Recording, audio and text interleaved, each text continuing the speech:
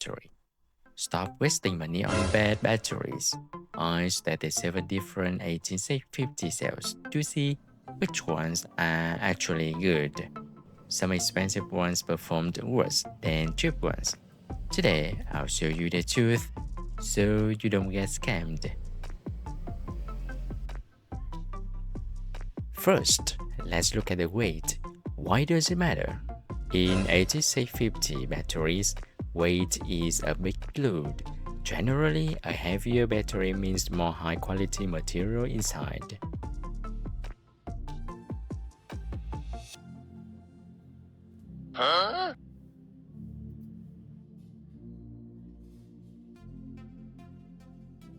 As you can see, some of these cells are really light, while others feel much heavier. First, I'm checking the voltage, but there's a trick. I charge them onto full first, then I let them sit for a while. Good batteries will hold their voltage steady, but look at these poor quality cells. They drop their voltage quickly. Next is internal resistance. Think of it like a pipe. A low number is a wide pipe. Power flows out fast and easy. A high number is a narrow pipe. Power gets stuck and the battery gets hot. For good performance, you want the lowest number possible.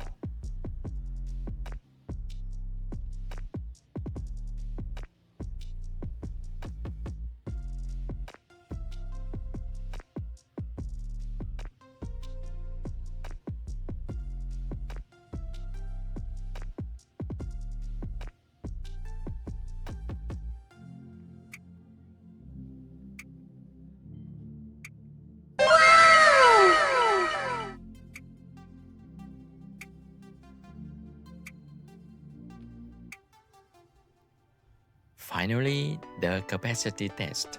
This is my batteries tester. It works by draining the battery completely. We can see exactly how much energy it holds.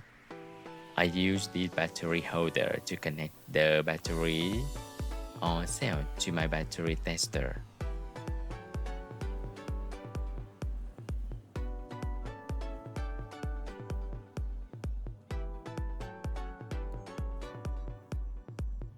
To run this tester, I need power.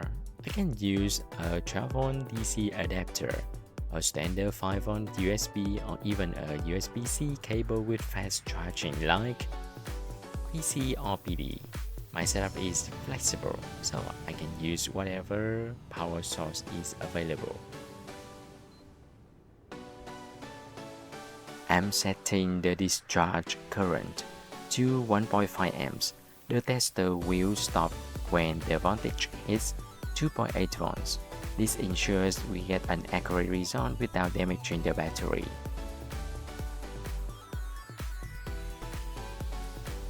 Okay, let's go.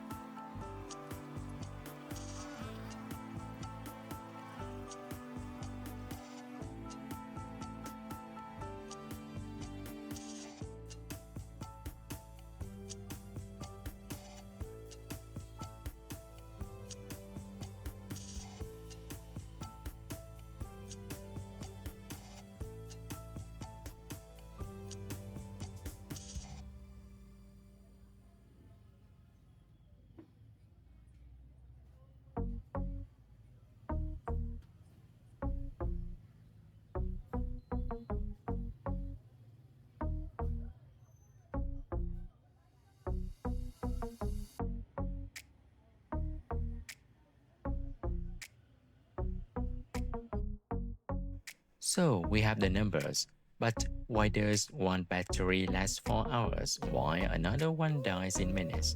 It's not just luck. There's something hidden inside these cells that explains everything.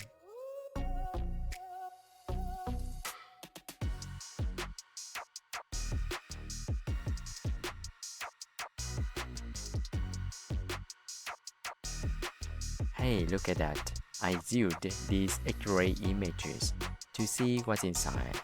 Look closely.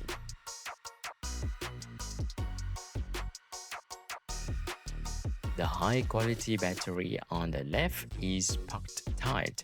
See how the metal sheets fill the whole space? That's more active material, which means more capacity.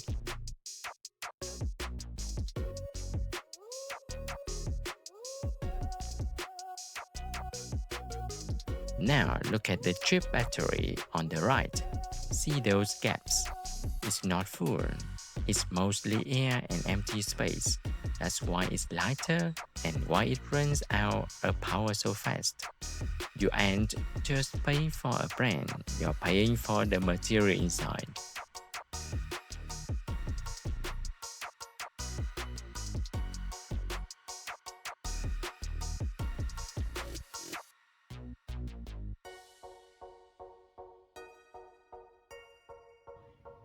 So here the bottom line. A good battery isn't just about the label or the price. It's about the build quality inside. If you want a reliable project, always track the internal resistance and the weight first. Don't be fooled by the marketing, just the data. Now you know how to pick the right cells for your gear.